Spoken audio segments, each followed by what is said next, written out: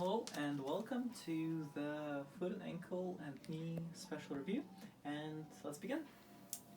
First is calcaneus. Okay, so for calcaneus we have Sever's disease, which is an epiphysitis injury.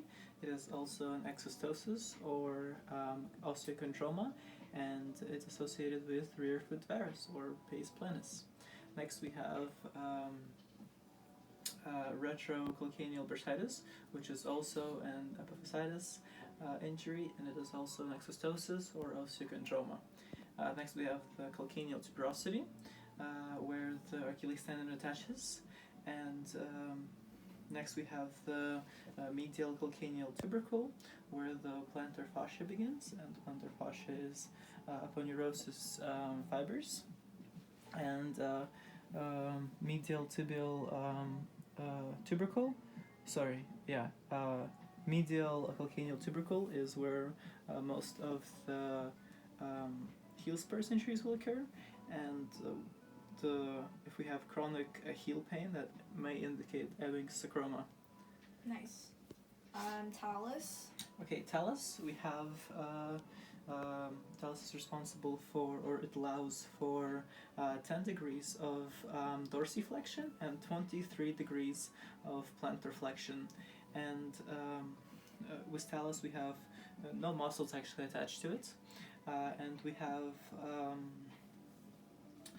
we might have an osteognum injury or disease, which occurs at the back of the talus here, where status process separates from the talus.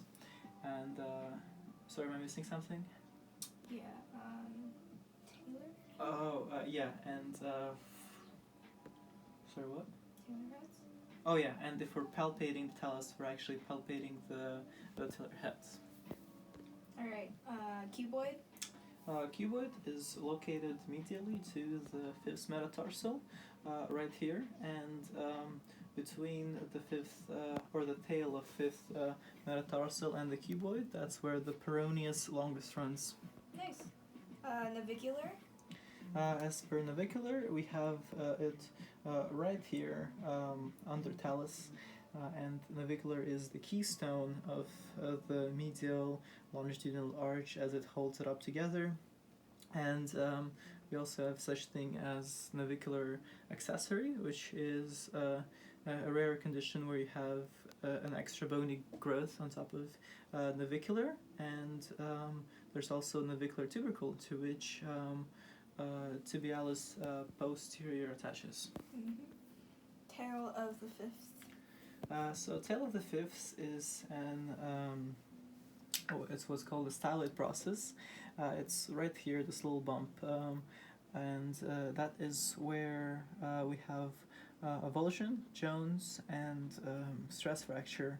And so the difference between avulsion and Jones fractures is that Jones fractures is 1 centimeter in, and the peroneus brevis is responsible for the Jones fracture.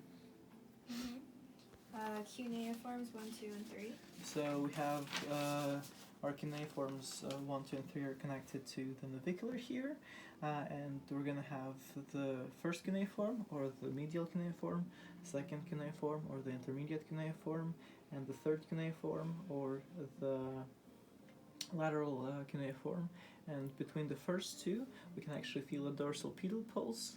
And on top of the first cuneiform, that's where the tibialis anterior will attach, and on the bottom of the first cuneiform, that's where peroneus longus will attach. And we also have the Lisfranc injury at the first cuneiform, where the whole arch collapses. Good job. Sustentaculum tali. Sustentaculum tali, it is behind the medial malleolus right here. It is where we have blood vessels and nerves go through, and tendons. So we're going to have the abbreviation Tom, Dick, and Harry. So tibialis posterior will come through. We're going to have digitorum longus come through and attach to the bottom here. We're going to have posterior tibial artery and posterior tibial nerve go around this medial malleolus, and finally we're going to have Tom, Dick, and Harry. So a flexor helicus longus, which is responsible for the big toe flexion, and the systemiculum tala is known as the shelf of the calcaneus. Achilles tendon. So Achilles tendon, right here, as I said, it attaches to the calcaneal tuberosity, and with Achilles tendon, we're going to have Achilles tendinitis, which results from overuse, constant plantar flexion. We're also going to have Achilles tendon rupture, which results from plantar flexion followed by a sudden dorsiflexion, and for that we're going to have Thompson's tests, which we use to test if the Achilles tendon is torn or not, where we just squeeze the calf in the prone position, and also for, is that all, or am I missing something? Oh, it's responsible for plantar flexion. I don't know if I mentioned that or not. Name of exostosis. Oh, sorry. Yes, we're gonna have an exostosis injury, and that's gonna be the Hoglin's deformity, or the hump bump on the back here, where we would have severs and retrocalcaneal bursitis. Okay, bowing. Oh, sorry, and the bowing. If we check from the back and the Achilles tendon is bowing medially, that is associated with pain pes planus. Okay. Anterior talofibular ligament. That's going to be on the lateral side here, and then anterior talofibular ligament. It's going to be in the systemiculum tali soft area right here. Not systemiculum tali, sorry. Sinus tarsi soft area right here, and it's again talofibular. It's going to go from talus to fibula, and it's the most commonly injured ligament of the ankle, as its mechanism of injury is plantar flexion inversion, and it's going to occur from 85 to 90% of the times. We're going to see an ankle sprain, and yeah. Posterior talofibular ligament. The posterior talofibular ligament, this one's located behind the lateral malleolus, and this one's actually the least common one to injure. The only ways to injure this one is really by walking or running downstairs, or backwards, and rolling your foot in, and yeah. Right. Calcaneofibular ligament. So the calcaneofibular ligament, this one is what to say about this one? Tests. Oh yes, for the test for the calcaneofibular, we're gonna have teller tilts. We're gonna be testing for specifically inversion to test it, and I don't know if there's much else to say about this one. What can happen in the test? Oh yes, and the false positive for the test would be a fractured fibula. Right. Okay. Deltoid. The deltoid ligament is going to be on the medial side. It's comprised of the four ligaments: the anterior tibiotellar, the posterior tibiotellar. We're going to have the tibio-navicular, and we're going to have tibio-calcaneal ligaments. So four of those comprise the deltoid ligament, the four of them, and the test for this one is going to be the Kleigers, where we actually pull on the head of the fifth metatarsal, and we're going to check for the deltoid ligament.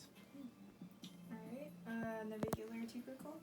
So the navicular tubercle is right here, and this is going to be, as I mentioned previously, an attachment site for the tibialis posterior, and also under it we're going to have the spring ligament, or the,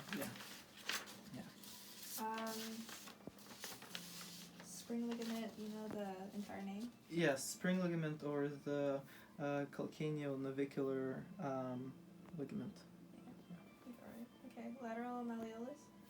Lateral malleolus is located right here on the lateral side. It is part of the fibula. Above the lateral malleolus we have the anterior tibiofibular ligament right here, and yeah, I don't know what else to say about this one. What happens when both? Oh yes, the if we have both malleoli fractured, that it spots fractures. Right. Okay. medial malleolus. And the medial malleolus, again, that's part of the tibia, and we have pons fracture if both are fractured. Sesamoid bones. The sesamoid bones. Okay, so we have two sesamoid bones right here on the bottom of, or at the head of the first metatarsal. It's the medial and the lateral one, or as they're known, the tibial and the fibular one. And so with these, we're going to have, in between of them, we're going to have flexor hallucis brevis, and they're going to be bound by intersesamoid ligament. And as for functions, so these two serve as, they provide kind of pulleys for the tendons that go under them. We're also going to have shock absorption, and oh yeah, I forgot to mention that the medial sesamoid bone is larger than the lateral one. And finally, we're going to have, so combined, the head of the first metatarsal along with those two sesamoid bones, they account for 33% of our body weight when we're standing. Yeah. Alright, peroneus longus. Peroneus longus is going to be on the lateral side here. It's going to start on the lateral aspect of fibula. It's going to go all the way down and attach under the foot, under the first cuneiform, and it's going to be responsible for eversion. Yep. Peroneus brevis. And as for peroneus brevis, it's going to attach a little bit lower, still on the lateral aspect of fibula. It's going to go down and attach at the tail of fifth, and it's going to be responsible for the Jones fractures I mentioned. And? Oh, and sorry, the action is the same as peroneus longus, so eversion. Okay, tibialis posterior. Tibialis posterior, it's going to originate on the medial side in the back here in the posterior compartment. It's going to go down around the medial malleolus, so in the cystinoculum tali. It's going to have, it has this plat tendon, so it attaches at many different places, but its job is going to be ankle inversion. Anterior tibialis. Anterior tibialis is going to originate on the medial tibial head. So over here, it's going to go down and attach at the first cuneiform on the top, and its job is going to be dorsiflexion. Flexor digitorum. Flexor digitorum is it's going to originate on the back, going to go down in the cystinoculum tali, or the Tom, Dick, and Harry, and attach to the last 4 digits, and is going to be responsible for the flexion of those 4 digits. Let's see. Is that flexor? It is flexor digitorum. Flexor hallucis. And flexor hallucis, same thing. It's going to originate on the back, go down around in cystinoculum tali, so Tom, Dick, and Harry. That's the H, and it's going to attach at the hallucis longus, and it's going to, or hallucis, the big toe, and it's going to be responsible for the flexion of that toe. Extensor digitorum. Extensor digitorum is going to start on the anterior aspect of the foot, and it's going to go down and attach to the last 4 digits, and its job is going to be the extension of those digits. Extensor hallucis. And extensor hallucis, again, originates on the anterior side of the tibia, goes down and attaches. If Annabelle can flex or extend her toes here, we can even see the tendon here. It's going to be responsible for the big toe. Okay. Alright, cool. We're starting with tibia. Tibia, okay. As for tibia, we're going to have, so direct blow to the tibia will often result in the compartment syndrome, where we're going to have a lot of swelling occur and the blood circulation cut off, which is going to result in foot drop. And we're going to have MTSS, or medial tibial stress syndrome, stress fractures to the tibia, and it's going to be most commonly injured from running downhill. Not most commonly injured. sorry. That was the anterior tibialis. Yeah. How much weight does it bear? Oh, and tibia bears 95% of all of our weight, and then What? And then the fibula. Oh yeah, Yeah, fibula. the fibula would bear 5% of our weight, so it would only take about 20 pounds force to cause fracture to fibula. Only 20 pounds. Fibular head.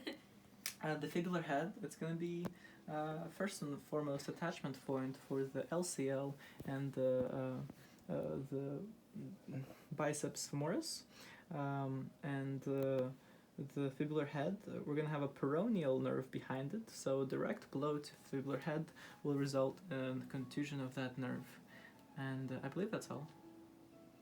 Yeah, I think so. Yeah. Gertie's tubercle. The Gertie's tubercle is going to be here on the medial side, and Gertie's tubercle is going to be an attachment point for the IT band, which we'll cover later.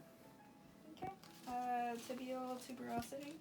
Tibial tuberosity is this little bump on the tibia over here, and it's going to be an attachment point for all the quad muscles that we're going to cover later, which are all going to come down into the patellar, infrapatellar tendon, or the patellar ligament, however you want to call it. And we're going to have an apophysitis injury here, which is called Osgood-Schlatter's. Patella. Patella, we're going to have, so first and foremost, we have the base of the patella at the top, and the apex of the patella on the bottom. It's going to be in a V shape, so is the cartilage on the back of the patella, and it's called trochlear. Am I missing something? Yes, the apophysitis injury, not apophysitis, but apophysitis injury of the patella is actually the Johnson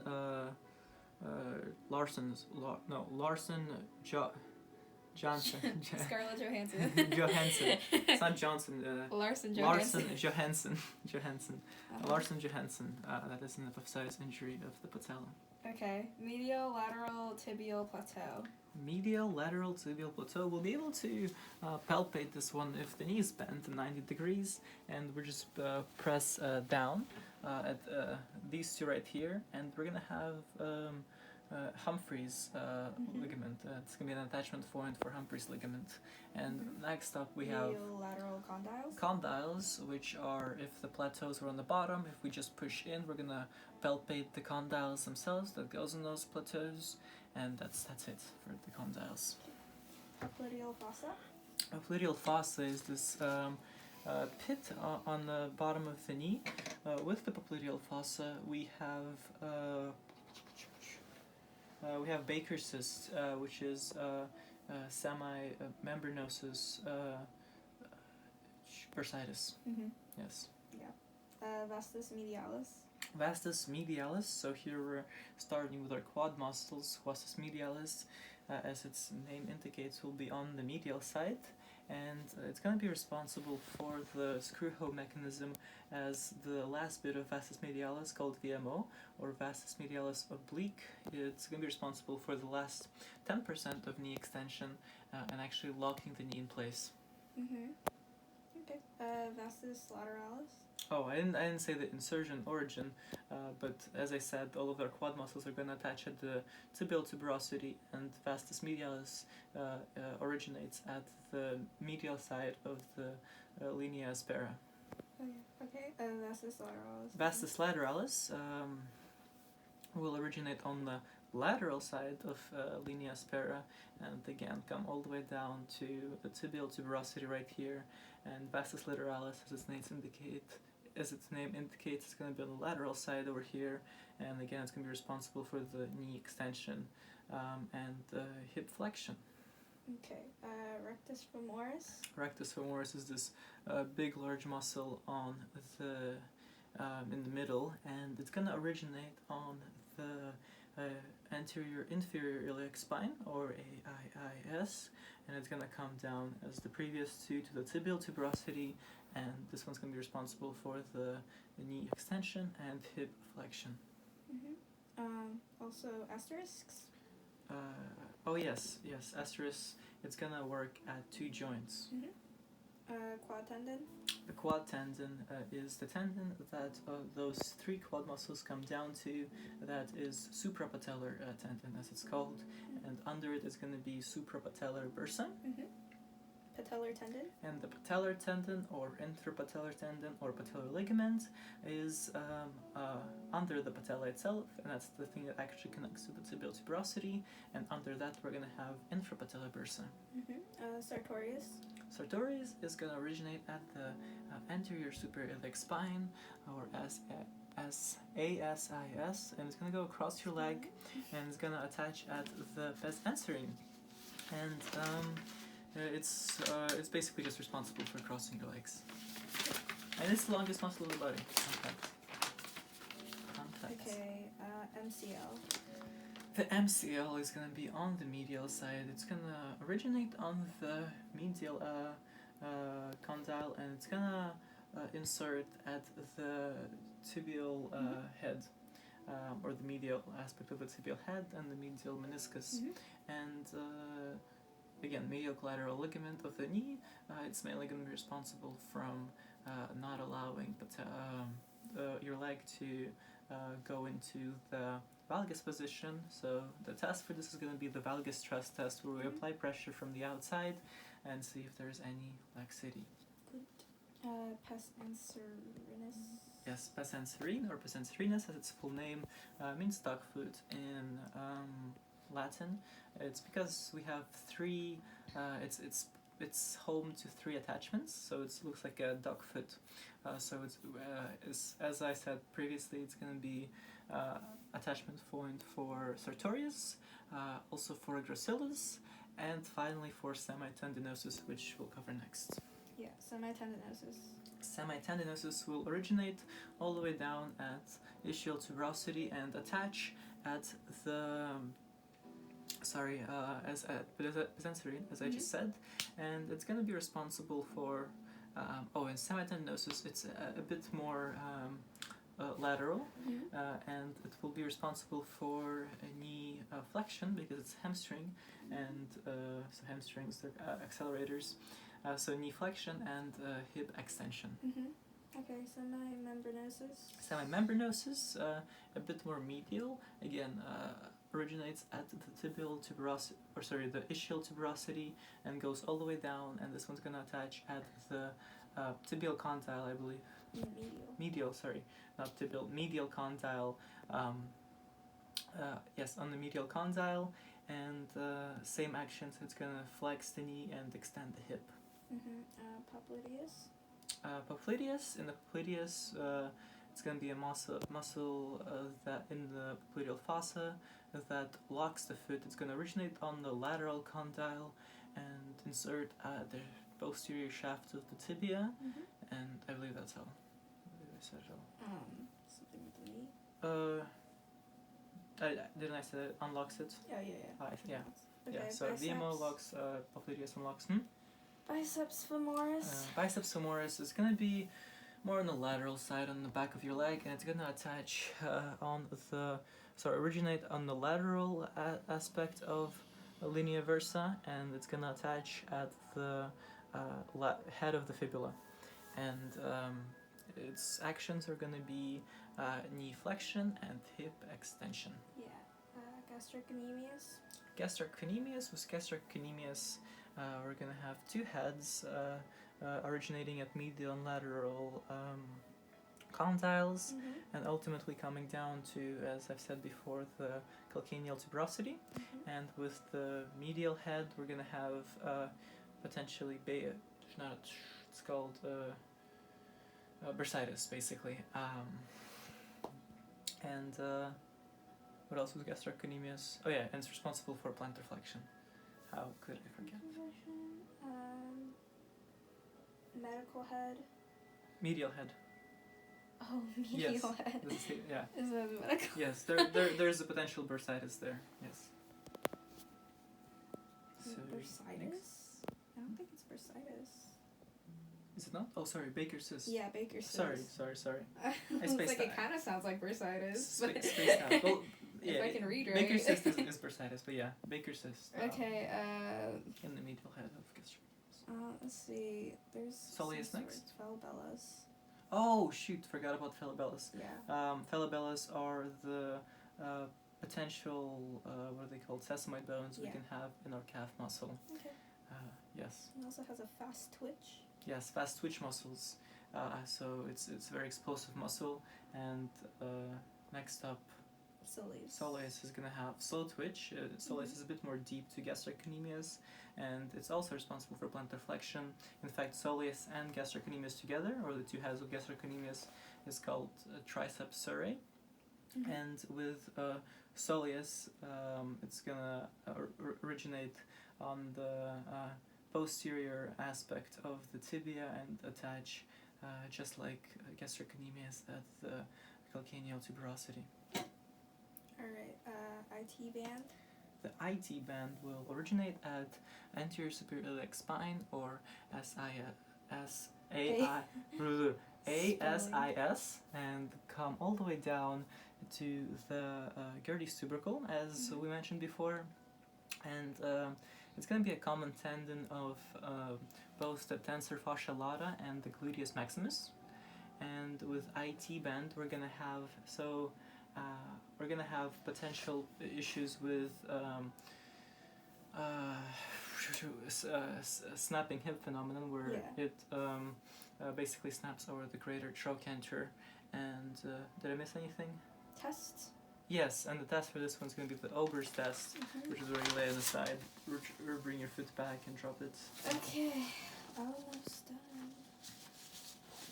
Yeah. LCL? LCL is on the lateral side, so lateral collateral ligament, and this one is going to originate on the lateral epicondyle and attach at, or insert at, the fibular head. And for this one, it's gonna protect the knee from the leg going varus, or towards the outside. So the test for this one is the varus thrust test, where we apply some force from the outside at 0 and 30 degrees and see if there's any laxity there. Okay, good. Nerves? Nerves, we're gonna have, as I've mentioned, peroneal nerve behind the fibular head. And we're also going to have the posterior tibial nerve behind the medial malleolus. Okay, arteries. As for arteries, we're going to have the dorsal pedal pulse between the first and second cuneiform. We're going to have the posterior tibial pulse behind the medial malleolus, and there's one more pulse. There's one more pulse. Where's that one? It's somewhere in the knees. Sorry. Oh yeah, in the popliteal pulse, in the popliteal fossa. Yeah. Yeah. It's called the knee pit. The knee pit, yes. On this board. And that's all. Might have forgot a few things there, but that is all of the foot and ankle and knee. Yeah.